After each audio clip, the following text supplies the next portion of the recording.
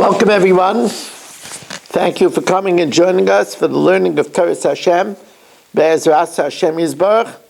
As always, we give tremendous appreciation to TorahAnytime.com for giving us a platform to reach Jews all over the planet, literally all over the planet, and equally to Kol HaLashon for its pure global network, to the great pioneer of Habatzis Torah, Torah Communications Network, to YouTube, my Zoomers, my live audience here at the Agudas Yisrael Beis Zev of Fairways, our home base, and my subscribers.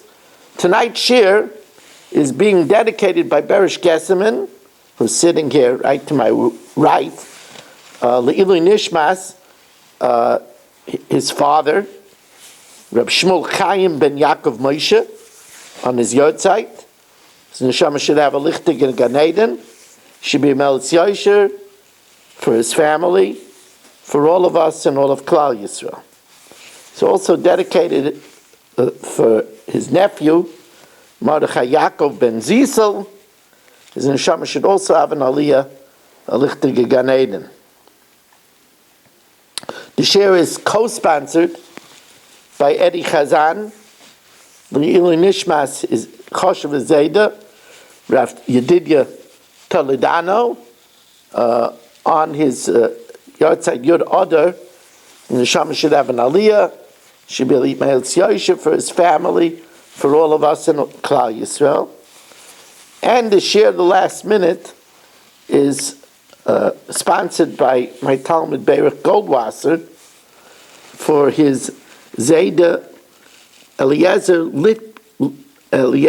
Lipa Ben Dov and Binyamin Ben Michal, and also L'Zeicha Nishmas Moshe Ben Yecheskel David Kranzler, who was director of admissions in YU for many, many years, and with his outreach is responsible for many, many, many Yidden practicing proper Yiddishkeit. We don't have any sponsor yet for next week.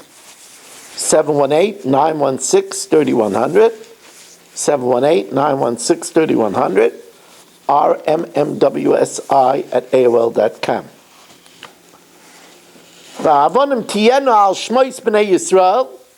So we know that there were precious gems on the Choshen. The Psukim say about the 4 rows of precious gems. One of the gems on the Choshen is a gem that we're very familiar with, the gem called Yahaloim. Yahaloim is, according to most opinions, a diamond. So it tickled my interest if there's any makar, if there's any source for buying a woman that's married a diamond. You know, the Goyim tell us diamonds are forever. And that's a very good message for marriage, that it's forever. And I've said this in the past. I don't think I said it for a very long time.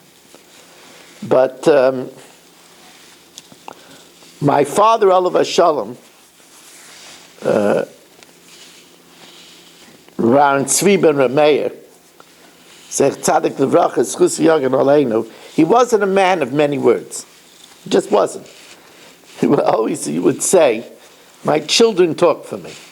Baruch Hashem, his children are all accomplished redners. And he says, my children talk for me. But I remember I'm the oldest, and I was the first one to get married. I remember my father gave me a premarital lecture. You have to understand, it was all of 2 sentences. But I think it was the longest lecture I ever got from my father. My father told me that he lived in a town in Czechoslovakia called Salish, or Nud Salish. He told me that he wasn't aware in Salish that there was ever a divorce. That's what he told me. He says, I'm not aware of any get ever in Salish. He said, in nearby Munkach, there was a rumor of a divorce. So he says, you're getting the message that marriage is for keeps. So he said to me, you're getting married, make it work. Now, anybody that knew my first Rebbetzin, Miriam Libby, knew that I didn't have a very hard job. But that's what my father, so marriage, so the Goyish message of diamonds are forever, it's a nice message. That was my father's message, that marriage is for keeps. But I could not find a makar for putting a diamond on a kala's finger. We know the engagement ring is supposed to be a plain, simple band, so that there shouldn't be any possibility of a mekach tois, that the woman thinks it was worth more than it really is, right? So that's why the Masada Kedushin says, is this a shavapruta, right? And he asks the woman if she accepts it as it is, right? The earliest recording of a diamond by a marriage was in 1477.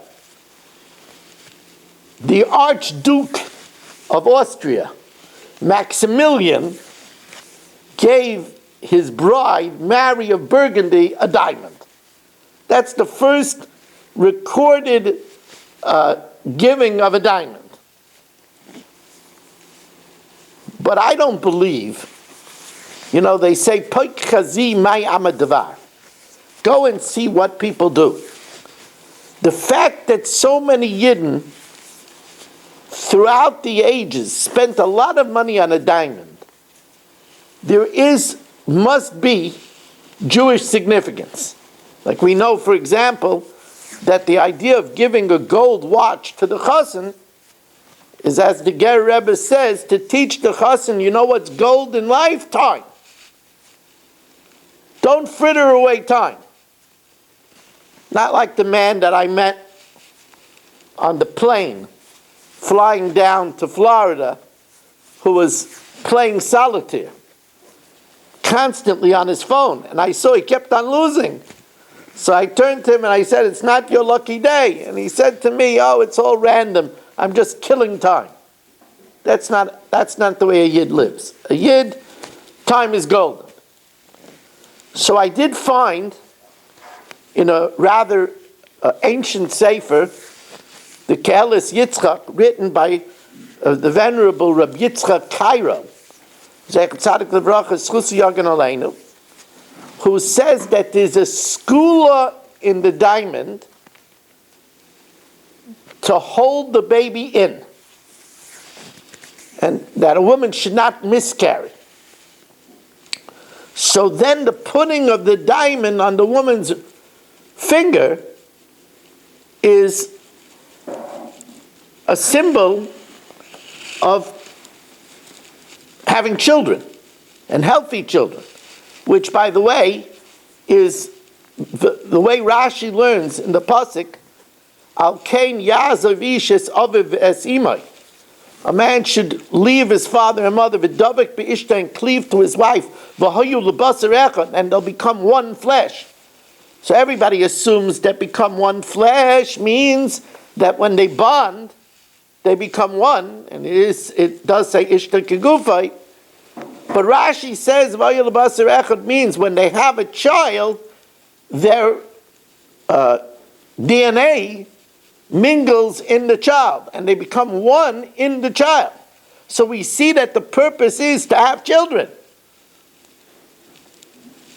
And therefore, that's one of the significances of the diamond. As a matter of fact, the Mefarshim bring down, as an extension of this Rabbi Yitzchak Cairo, they bring down an actual case where a woman was having a very hard time delivering the baby. The baby just wasn't coming out.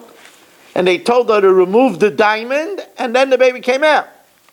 So there is a koyach in the diamond to withhold the baby. But you know me, by the way, according to this, that it's a school in the diamond, this would be an argument against cubic zirconium. I'm not going to talk about lab-grown diamonds. I don't know if they have the same koyach, But definitely cubic zirconium is not going to have this kind of koyach. But you know me, when I look at a word, I see a word different than most people. So the spelling of Yahalayim is Yud Hey Lamed Vav Mem, and Mem. So if you rearrange, you do an anagram with Yahalayim, it comes to the letters Mulka, opposite God. And then that would be a remembrance of the diamond, that the wife's job is to always remember that she's facing God. Remember that the Ka, especially the Yud and the Hey, is the special name of Hashem attached to marriage. It says, Ish v'isha shalom beineim, shchina shruya beineim. A man and a husband, if there's peace, there's shchina, and it says that the Yud of the Ish and the Hey of the Ish are fused together and make the same Ka. So the diamond reminds her, Mulka, she should always remember she's facing God, and that she should always remember to keep the godliness in the marriage, right? Shakol bara l'chvaydai. Everything was created for His honor. It's interesting. Which Shevet? We know that each Shevet got a gem. Whose gem was the diamond? Is Machlokes. But if you look in the Targum Yerushalmi, there's two Targums. There's Targum Yonis and Menazil. There's three. There's a regular Onkelos. There's Targum Yonis and Menazil. And then there's a Targum Yerushalmi. If you look at the Targum Yerushalmi, the third stone in the second row, which is Yahalayim, the Targum Yerushalmi says is Zvulun, which makes eminent sense. Who's getting the diamonds? Zvulun that supported Yisachar. The Shevet that supported Torah is the one that gets the diamonds. So the symbolism is perfect. There is a fascinating Dazakain Bali Tosfos. Fascinating. The Dazakain Bali Tosfos says that on each stone, this is not something that they taught you in Cheder, but on each stone was written the longitude and latitude of each Shevet's Yerusha in Eretz Yisrael. And then later when Yeshua did the lots, they saw it matched exactly to what was on the Choshen. Really, really remarkable. Which means that already Moshe Rabbeinu, who saw the Choshen, knew that the request of Reuven and Chatzi Shevet Menashe, they're the 2.5 Shvatim that asked to inherit the Transjordan. He already saw that on the stones of the Choshen. It's just really a fascinating thing.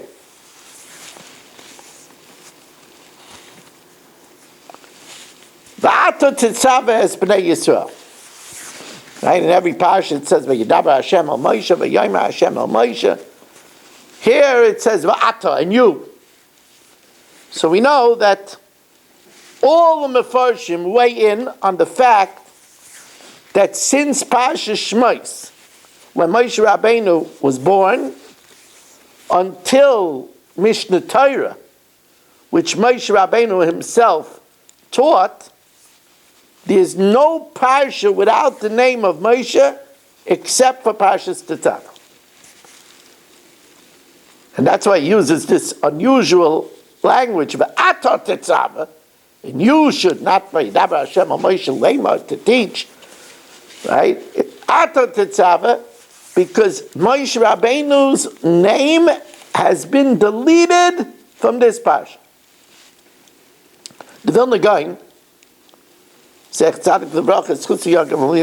simply explains that since invariably in the week of Parshas Tetzaveh is Zayin Adar,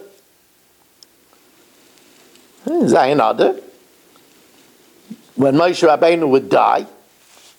So this is the hint that Moshe Rabbeinu would leave us this week, and that's why in the week of Zayin Adar it doesn't have Moshe Rabbeinu's name. That's the Vilna Gaon's pshat. Leka midei deloy remize be'araisa. There's nothing that's not alluded to in the Torah. This is allusion when Moshe Rabbeinu would leave us. My Zayda, my maternal grandfather, Rabbi Menachem ben Rabbi Yitzchak, who was an expert at gematrias and ramazim, found the remez to Moshe Rabbeinu in this week's parsha, even though it doesn't say his name. Really fascinating remez. If you look all the way at the end of the parsha, the last words of the parsha,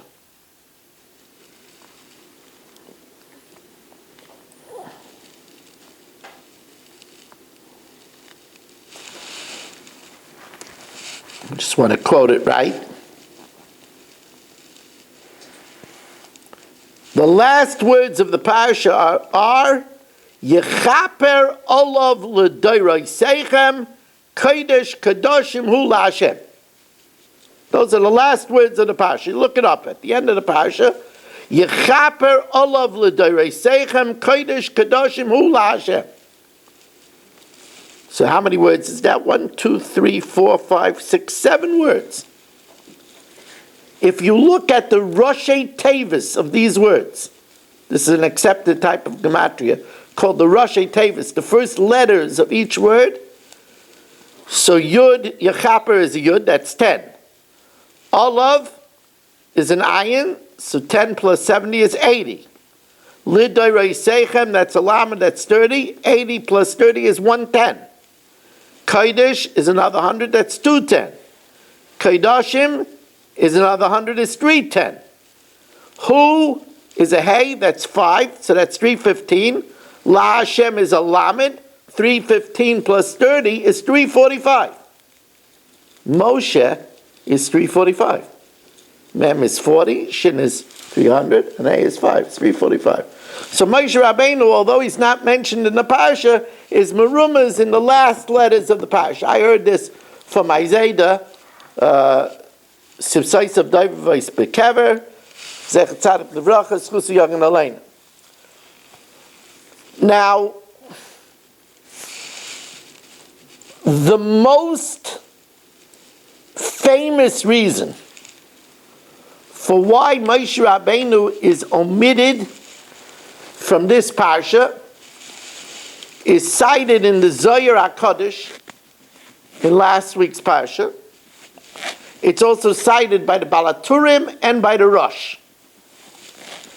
And that is because when Moshe Rabbeinu prayed for Klal Yisrael that we should be forbidden for the golden calf, he said to Hashem, V'im ayin, if you don't forgive them, Mecheni na mesifrecha asher kasafta, erase me from the sefer which you wrote.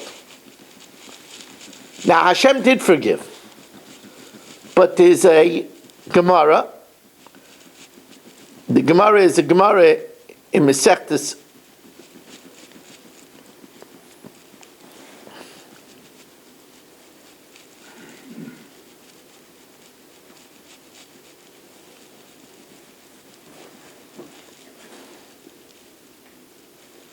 I didn't write it down. But I think it's a Gemara in Makis. The Gemara says that Killas Chacham al Tnai Hiba, that the curse of a sage that's given on a condition, even if the condition was not fulfilled, the curse still happens.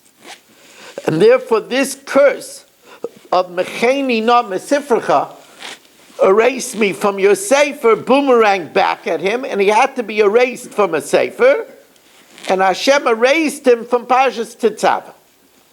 That's the Zohar, it's the Rosh, it's the Balaturim. And later Mefarshim come and say, proof, because it says, Mecheni na Mesifrecha asher kasafta, asher is B'Gematria 501. Right? That's easy. Shin is 300, Resh is 200, and Alf is 1. So Asher is B'Gematria 501. And guess what? Tetzaveh is also 501. Tuf is 400, Tzadi is 90, that's 490. Vav Hey is 11, that's 501. So Mecheni na Mesifrecha, which one? Asher, Tetzaveh. Both the Ben Ishchai and Rav Avadia Yosef say a further hint. Mesifrecha is from Sefer Chaf, the 20th Parsha. Now this has mystified me because Tetzaveh is not the 20th Parsha. Tetzaveh is the 19th Parsha. Right? Let's check it out. Parshas, Noach, Lech Lecha, Vayera, Chayisara, Toldos, Vayetze, Vayishlach, Miketz, Vayigash, Vayechi, that's 11, Shmois, Va'era, Bo, B'Shalach, Yisroi, Mishpatim, Truma, Tetzaveh. It's 19. So how does he come to say that it's both the Ben Ishchai and Rebbe Vadi Yosef say Mesifrecha means Sefer Chaf. So I'll tell you what I think Pshat is. When did Moshe Rabbeinu say this? He said this in Kisisa, because that was when the golden calf happened. So Mecheni na Mesifrecha means he said it in Sefer Chaf. He said it in the 20th Parsha. The 20th Parsha is Kisisa. Now, the veteran Talmidim of this shir heard this idea from me many times.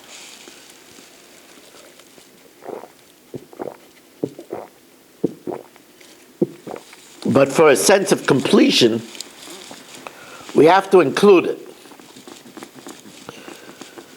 Why would somebody say, erase me? If you're going to destroy Klal Yisrael, erase me. So the Chidah says that Moshe Rabbeinu was a Gilgal of Noach. And the Taina on Noach was that he didn't do enough to be mispalel for the people of his generation. They all died on his watch. You build a mizbeach afterwards. Why didn't you make a mizbeach before and be mispalel to me? So Moshe Rabbeinu, as a Gilgal of Noach, had to be misakin Noach. So Noach didn't do enough, so he did everything. He said, if you don't do it, erase me. That's being misakin a Gilgal. So that's why the Chidah, this is masterful.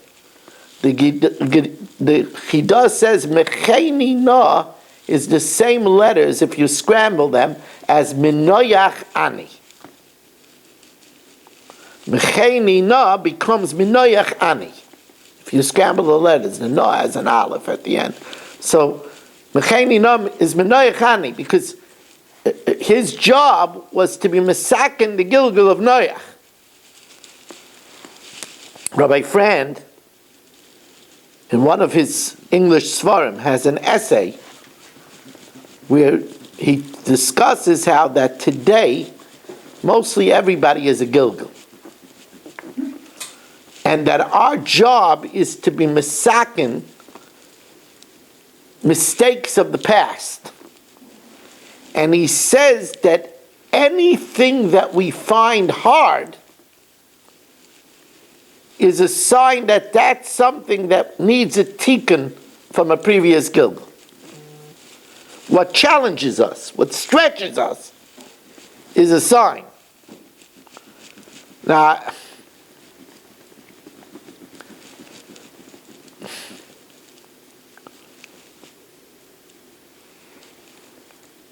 we know, by the way, for completion, that Moshe Rabbeinu was a Gilgal of Noach, and Noach was a Gilgal of heaven.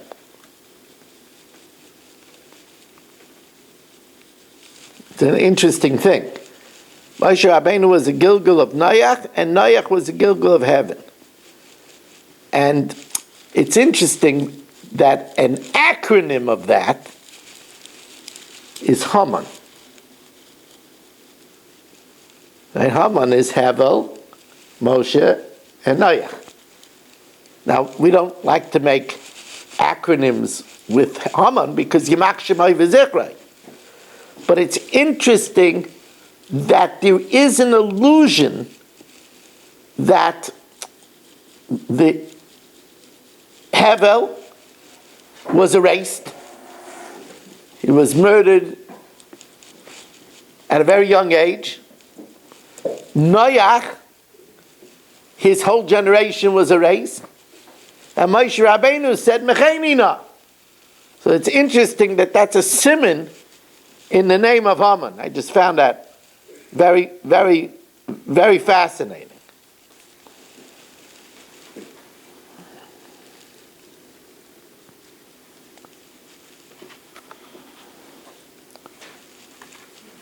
Now, the Panech Raza, who's one of the Rishonim, the Panech Raza says that Moshe Rabbeinu's name wasn't mentioned in this parsha because of sensitivity to Moshe Rabbeinu. It talks about everything that Aaron was given, the grandeur of the Shmeina Begadim, the Tzitz, the Me'il, the Ephai, the Chayshin. And that was supposed to be Moshe Rabbeinu's. But because he said, Shlach na biyad tishlach, send with the person you usually send, so it was taken away from him and given to Aaron. So in order to be sensitive to Moshe Rabbeinu, it's really, really a remarkable thing. In order to be sensitive to Moshe Rabbeinu, it doesn't have his name. This sensitivity is a very important Jewish trait. Rabbi Bender has a beautiful new sefer out, and in it he cites a lot of powerful lessons from his mother, Olav Hashem. He tells over that he used to go with his children to visit his mother every Erev Shabbos. He gave his wife a break so she could prepare Shabbos quietly, and it taught them the importance of Kibbut Avayim. He would bring always, every Friday, his children to visit his mother. It was a ride to visit his mother, and his mother would serve them kugel and treats. It was a beautiful visit. He says one time he came on a Friday, and the mother had bags to go and wished them a good Shabbos and sent them away. And Rabbi Bender was very taken aback and he was very worried. And when he got home, he right away called his mother. What happened? She said, I'm very sorry, but I didn't know if you noticed, there was a woman sitting at the table. And she's childless for many years. And I just couldn't bring myself to sit and quell over the grandchildren in her presence. That sensitivity. That sensitivity is where Rabbi Bender has the hergish. I didn't have the hergish. I had in my shul the Chaim Oiz Motzi Shabbos learning program, father and son learning Malava Malka for many years. But Rabbi Bender said we should do away with the name father and son Malava Malka, because there are orphans. And when they hear father and son Malava Malka, it's a knife in their heart. And Rabbi Bender campaigned to call it the Motzi Shabbos family Malava Malka for that reason, and not father and son Malava Malka. He himself is an orphan, so he has that sensitivity.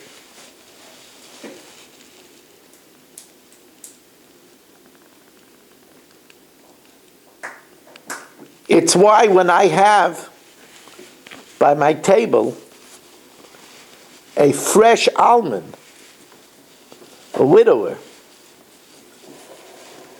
I delete Eishes Chayil. Later on in the night, I'll sing it to my wife. I think it's very important to have a lot of kavanah in Eishes Chayil.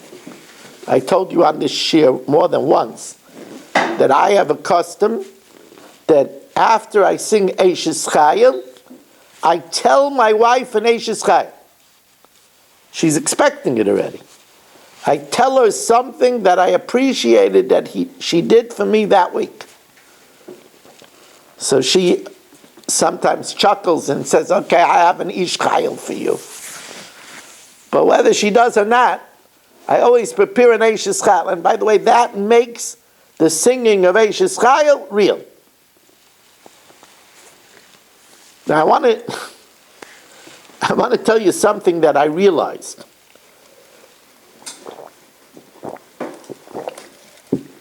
I thank Hashem for this epiphany. I told my wife sometimes I feel the schus of the olam that I teach, that I get flashes of ideas. That's siyata d'shmaya. It comes from the schus of such an amazing olam. But I realized that Kahuna took a circuitous route. Who was supposed to have the priesthood? Reuven. He was the Bachar. Yeser Se'es v'Yeser Ois. He was supposed to have Se'es. That's Nasias Kapayim. Why did he lose it? Because Pachas Kamayim al Toiser. He was hasty like rushing water, therefore he didn't excel. So Reuven lost it because he was too hasty. Moshe Rabbeinu was supposed to be the Kain. Why did he lose it? Because he said, Shlach no b'yad tishlach. Send it with someone else. He was too slow to do the job. You're too hasty, you can't be a Kain. You're too slow, you can't be the Kain. You have to be Aaron. Aaron, who was the Ayiv Shalom, right of Shalom. What's Shalom? Shalom is balance. Aaron had the perfect balance to be the Kain. And maybe this will knock your socks off, but it just, or you might not like it, so then you could forget it. But the Parsha of the Kahanim, Emor el HaKahanim. Emor, by the way, is written defective, even though in the beginning of the Parsha, in the Chumash, it's Aleph Mem, but in the Torah, it's Aleph Mem Reish. There you have it. Aleph Mem Reish is Aaron, Moshe, Reuven. That were all those that were destined to have the Kuna. Emor el HaKahanim. First it was Reuven, then Moshe, and finally it was Aaron.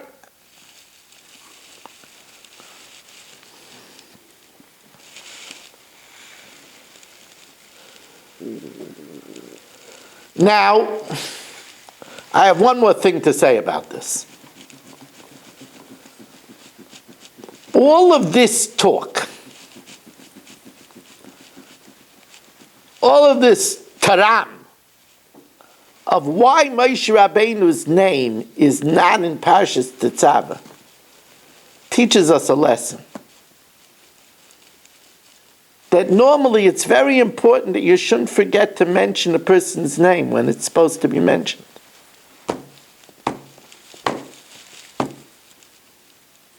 Your wife goes out and shops for shalach manos and makes beautiful shalach manos. Don't forget to thank her. Don't forget to mention her name. It's very important not to forget to mention people's names. You know what's brought down? Why did Haman hate Vashti so much?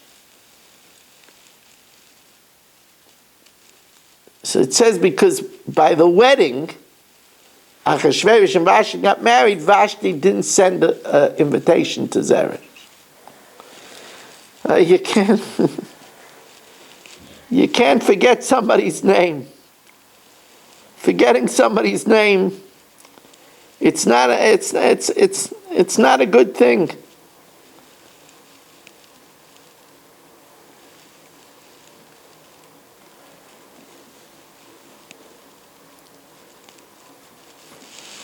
It says in the Parsha this week, V'hoya al mitzchay tamid l'ratzon l'fnei Hashem.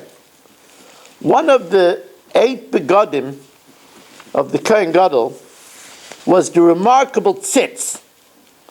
It was a golden plate that had on it Kodesh LaHashem. LaHashem, the ineffable name, Yud Kei Vav Kei. And it says that it should be al mitzchay tamid l'ratzon l'fnei Hashem. So what does it mean, tamid? So it means that while it was on his head, he should never forget that he was wearing it. It should be perpetual. So from this, the Gemara in Menachos, Daf Lamed Vav Amid Beis, says as follows: Amar Rabba bar Rav Huna, Chayev Adam lemashmesh b'tfilin b'kol shah. That when you're wearing your tefillin, you should constantly touch it, so that you shouldn't forget that you're wearing tefillin. Kal v'chaymer mitzitz, a kal v'chaymer from the plate. What's the kal v'chaymer?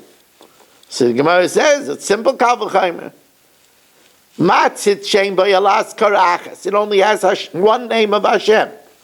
Amr Torah v'haya al mitzchay tamid shaloi taziach daitim imenu. You shouldn't be distracted. Tefillin sheyesh b'hem askaris harba. Tefillin who has many of Hashem's name. In the 4 parshas of the Tefillin, it says Hashem's name 21 times. So it's 21 times on the Tefillin Shel Rosh and 21 times on the Tefillin Shel Yad. Alachas kama v'kama, you shouldn't forget that you're wearing it. So now what does that mean? I learn in my tefillin. When I learn in my tefillin, do I have to constantly remember my tefillin? No. Because when I learn in my tefillin, I'm fulfilling the purpose of the tefillin. It says, in order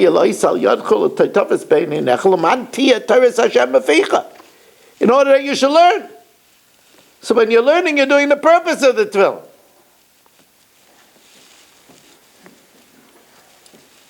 The same thing is true when you're davening. And when you're davening, the tafkid of the tefillin is v'ro kol ha'ameyaretz.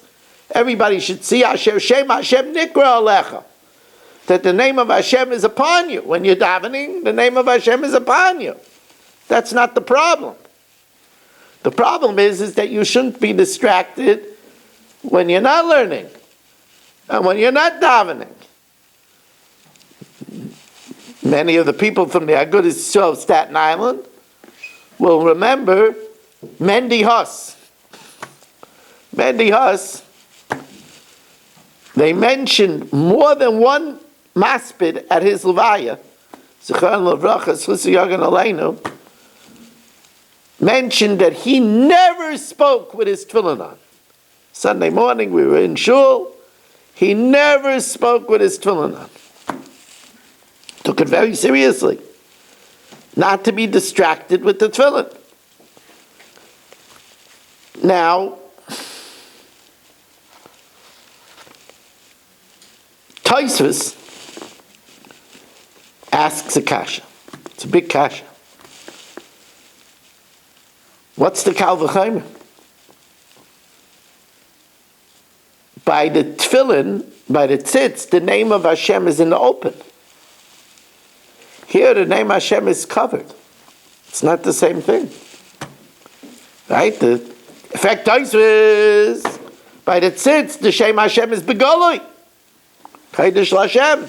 By the tefillin, it's covered. Obviously, Tetzaveh holds that the revealed name on the outside, the shin, and the dalet on the shel rosh, the shin on the tefillin, the dalet by the knot, and the yud on the shel yad, shakai is not, that's only a kinoi. It's only a substitute. It's not actually a name. So Tetzaveh says, you're right, it's not an actual kal v'chomer, and it's not a deraisa, it's only a derabbanan. That's what Tetzaveh says. But the Rosh in Brachas asks a very big kasha. The Rosh in Brachas asks, I don't understand. It's a big kasha. Gemara in Sukkah and Avchavova Mebei says that you're allowed to take a shinas arai, a short nap wearing your tefillin. Remember, in those days they wore tefillin the whole day. So he says if you had a difficult night with the baby, you could take a short nap wearing the tefillin. He says, how could you do that? If you're not allowed to be masir das with the tefillin, you should have to take off the tefillin before you take a nap. So because of this kasha, the Rosh says, and he says it in the name of the great Rishon, Rabbeinu Yoina, that when it says you shouldn't be masir das from tefillin, it means that you shouldn't have schoik v'kalas rosh. You shouldn't be lightheaded, levity, and distracted laughter with the tefillin. He says, otherwise, how did they work with the tefillin? In the olden days, they wore tefillin the whole day. They worked with that tefillin. When they were working, they had to pay attention to their work. So he said the main thing is there shouldn't be schoik v'kalas rosh, which means that for sure wearing your tefillin, you shouldn't be scrolling your phone. When you're wearing your tefillin, it's not the time to read that Pelosi was bawling during Trump's speech. That's not the time to read what your team did. Or worse, don't pick up a paper in shul and read it. But otherwise, it's important to know that this is the opinion of the Rabbeinu Yoina. The Aruch HaShulchan is more machmir. And the Aruch HaShulchan says you should try not to be masir das at all. But, okay, we could rely on the opinion of Rabbeinu Yoina just to be careful. And of course, it's a big idea always to feel it when you're not learning or davening. So you should remember that you have 42 names of Hashem on your body. It's a big thing.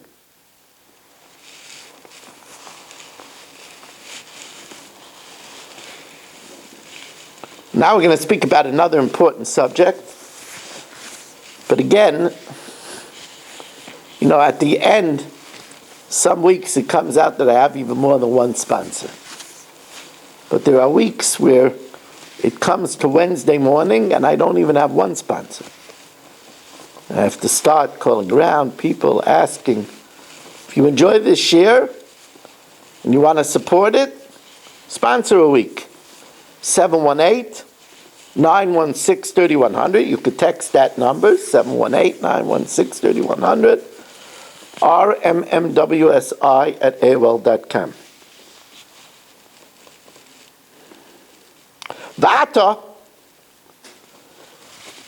Hashem says to Moshe, Hakrei veilecha es Aaron achicha, bring close to you Aaron your brother, Vezbonav Itai and his sons, Mitoich b'nei Yisrael, from the midst of the b'nei Yisrael, for the privilege lecha noili, to minister to me.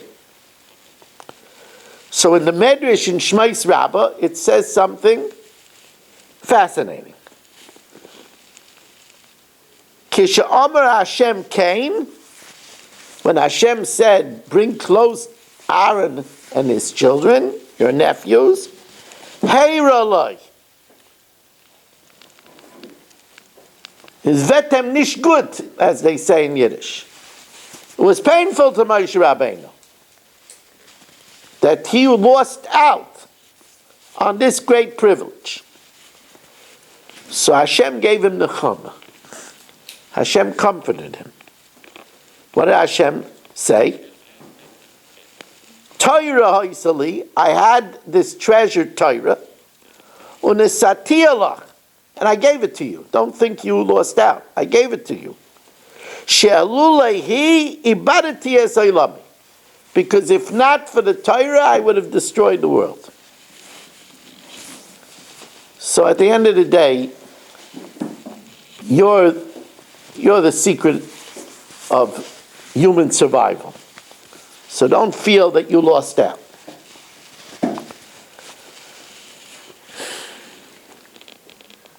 Now the Chidah, Zecher Tzadik L'Bracha Zchus Yom Aleinu, was quick to say that no one should entertain the idea, Heiraloi, that Moshe Rabbeinu was begrudging Aaron his privilege. Remember that when Aaron met Moshe, Aaron was the Gadol Hador.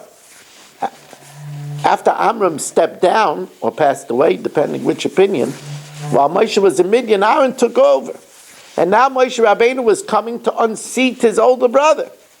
And we know that Aaron, it says, V'rach v'samach b'libai. Aaron was happy for Moshe. So for sure we know Moshe and Aaron, Melamed Shishneim Shavimim, they were the same. Moshe was happy for his brother.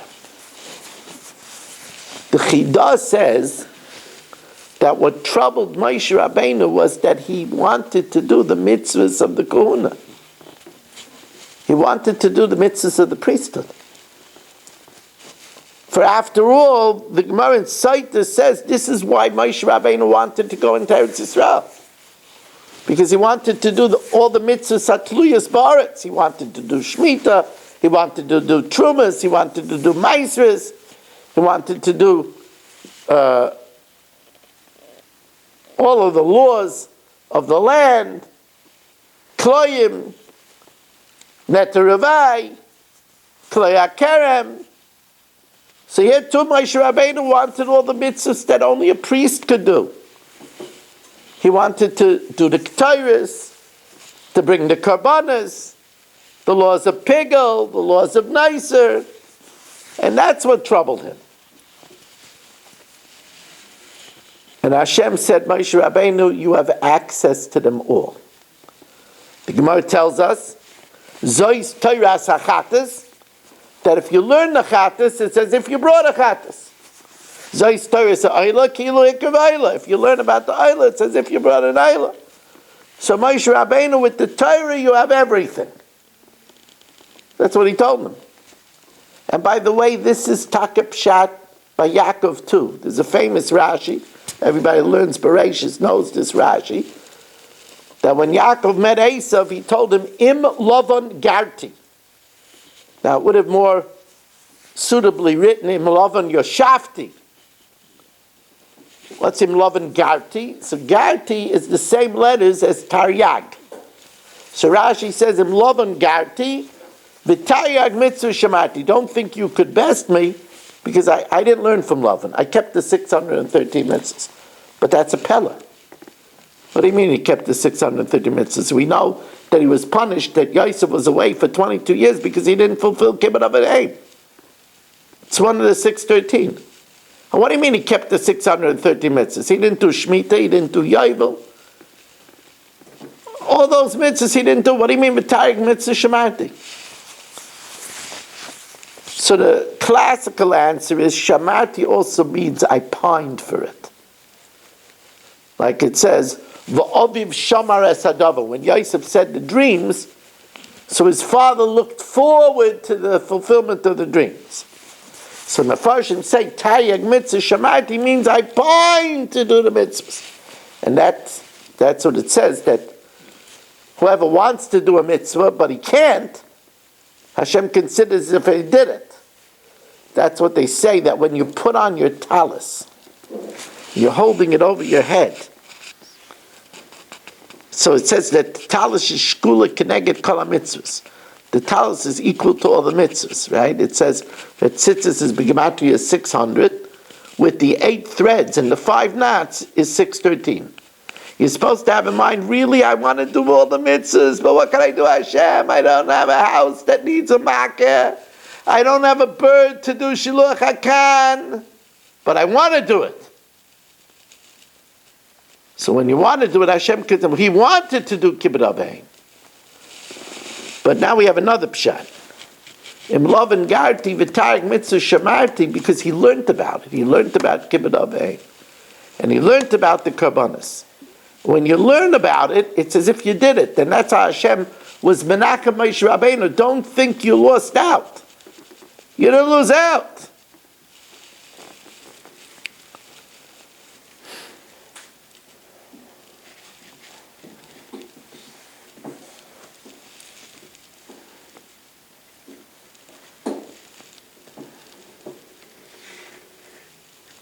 And that's why Moshe Rabbeinu, fascinating thing, everybody says it.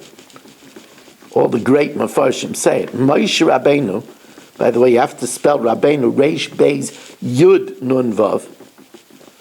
But Moshe Rabbeinu, spelled Reish Beis Yud Nun Vav, is exactly B'gematria 613. Because Moshe Rabbeinu was Mekayim the 613 mitzvahs by learning the whole Torah. But Hashem told the Moshe Rabbeinu, I gave you the Torah, and you can't be distracted by the kahuna, by the ministering. Because without the Torah, ibadati esaylami, the Torah is the existence of the world. The world doesn't exist on the kahuna. Haraya, we don't have a Beis Mikdash today. The world doesn't exist on the Beis Hamikdash. The world doesn't exist on Yeshivas Eretz Yisrael. But im loy brisi yomam v'layla chukash l'shamayim v'aretz like something. If not for my Torah, the statutes of heaven and earth would not exist. Volozhin, the mother of all yeshivas, drove home this message. In Volozhin, they had submarine beds. What does that mean? In Volozhin, they didn't know what a submarine was. But they had submarine beds. Volozhin was on a 24-hour schedule. They had 3 shifts. And Bachrim learned through the night. So they only had beds enough for a third of the yeshiva. Because they slept on 3 shifts. There was also a sick bay. Okay, but because they believed that there has to be learning every moment. Because if not, the world won't exist. Moshe Rabbeinu, you're needed for world existence.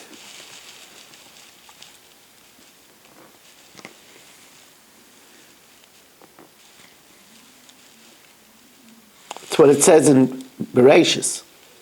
Vayiyera vayivoka yom hashishi. So Rashi says, it says Vayiyera vayivoka yom sheni, yom shlishi, yom revi. Why does it say a hey here? Yom hashishi. So Rashi says two pshatim. One is that the hey stands for the Chamisha Chumshei Torah. Or hashishi is the hey hayadiyah, the 6th day of Sivan, which is Shavuos, Matan Torah. Because without Torah, the world doesn't survive. So much so that we find a remarkable thing in the Megillah. In the Megillah it says, V'ratzui l'raiv echav, that Mordechai was accepted by the majority of his peers. Only the majority? Gemara says yes. Shepirish mimenu mikza Sanhedrin. A portion of the Sanhedrin separated from him. Why? Because he was so busy with palace intrigue that he wasn't learning Torah. So you'll say, duh. He saved Klal Yisrael. He's a hero of heroes. Gedolah Talmud, shetalmud mevia l'day ma'aseh. You have to know, there's a Gemara in Megillah that says, Gedolah Talmud Torah yaisim atzalas nefashos. Torah learning is greater than saving lives. Now that doesn't mean that if you're learning by the beach, and somebody says, help, and they're drowning, you shouldn't say, I'm learning now, sorry, Gedolah Talmud Torah yaisim atzalas nefashos. If you do that, you're a chassid shaitan. You're a fool. So then, what does it mean, Gedolah Talmud Torah yaisim atzalas nefashos? It means that in raw merit, the reward for learning Torah is more even than saving a life. Now here, listen to this. The Chassam Sofer says, but Mordechai had to save the Yidden.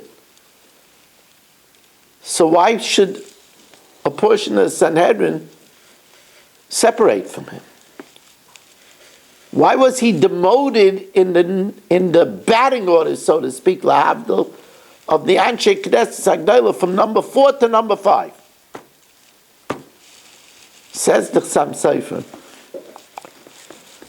that these members of the Sanhedrin held that if Mordechai's learning was more precious to Hashem, he would have sent someone else to save Klal Yisrael and let Mordechai keep learning.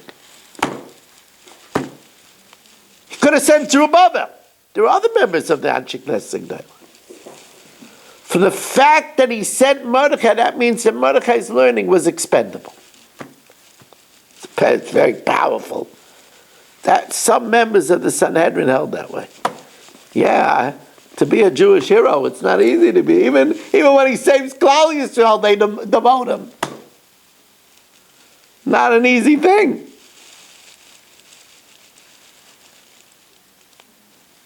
But I want to explain the last thought of the evening. We're already at 58 minutes. But the last thought of the evening. And again, to help this share, 718-916-3100, rmmwsi@aol.com. We want to thank our sponsors, Berish Gesseman, Lila Nishmas, Reb Shmuel Chaim Ben Yaakov Moshe, Mordechai Yaakov Ben Zisel, Eddie Chazan, Lila Nishmas, Zayda Rabbi Didia Toledano, Berich Goldwasser, Lila Nishmas, Eliezer Lipa Ben Dov, Ben Yamin Ben Michal, and Moshe Ben Yecheskel David Kranzler. Moshe Rabbeinu thought that the priesthood was greater than learning. Because he said, what's the purpose of man? There's a very, very fundamental pasuk. Ma Hashem shoyel me'imach ki im liyira. What does Hashem ask from you but that you should see God? You should have that connection. Soif davar hakol nishma, says Shlomo HaMelech in Koheles, es elikim yirah, see God, kizeh kol adam. Moshe Rabbeinu thought ministering Hashem in his house, having that personal connection, what could be better than that? Heralai. This is a big idea. There's a very interesting Gemara in Brachas. It says, "Gedayla tefila yosim ma'asim tovim." Prayer is greater than good deeds.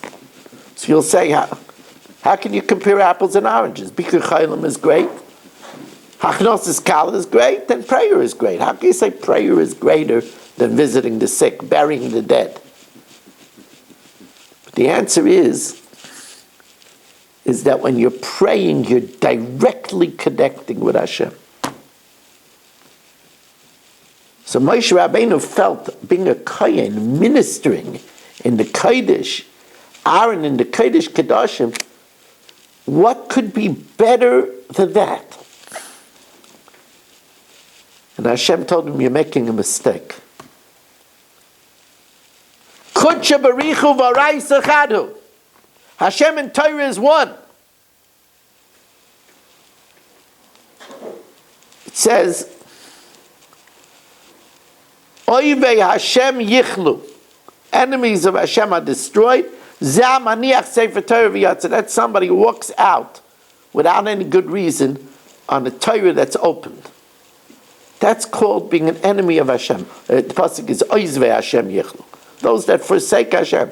Walking out on the Torah is forsaking Hashem. Torah and Hashem is one. There's nothing closer than learning Torah. That's why I feel echad yoshev va'osek b'Torah shchina connected. Even one person sits and learns Torah, the shchina is with them.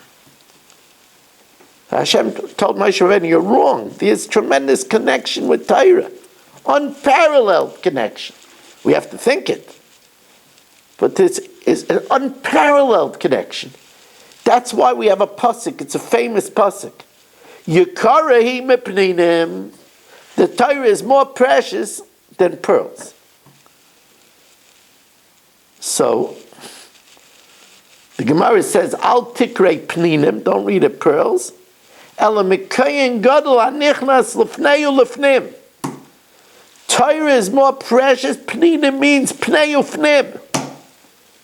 The Torah is more precious than the Kohen Gadol on Yom Kippur entering the Kodesh Kedoshim. This is what Hashem is telling Moshe. We just learned in the Daf Yomi in Sanhedrin a few weeks ago that a guy who learns Torah is bigger than a Kohen Gadol Amoritz. So the Gemara asked the question, but it says a guy that learns Torah is Chayav Misa. So the Gemara answers, a guy that learns the Torah of the 7 Noahide laws. And by the way, that's what a guy is taught by the angel when he's in the womb. The 7 Noahide laws. A woman is taught in a mother's womb all the mitzvahs that a woman has to know. Hilchas Shabbos, Hilchas Nida, Hilchas Chala, Hilchas Adlakas Neiros, Musar. That's why women, it says in Halacha, women make Birchas HaTorah. They also have to learn. They have to learn what to do to know how to be Mekayim the mitzvahs. So Moshe Rabbeinu was told, don't think that the priesthood is more than learning. Learning is the greatest connection to Hashem. Of course, it's important for us when we learn, that's what Rameir says in the 6th parak of Pirkei Avos. Kol halaymed Torah lishma zeichel ledvar ma'arba. You have to learn Torah for the right reason. To be Mekayim the mitzvah raisa v'dibar tabam. La'asais nachas ruach liyitzreinu, to give nachas to Hashem. But when we do that, there's no greater connection. Our Daf Yomi is back at its normal time at 8 o'clock. That's you go to zoomdaf.com and put in meeting code RMMW.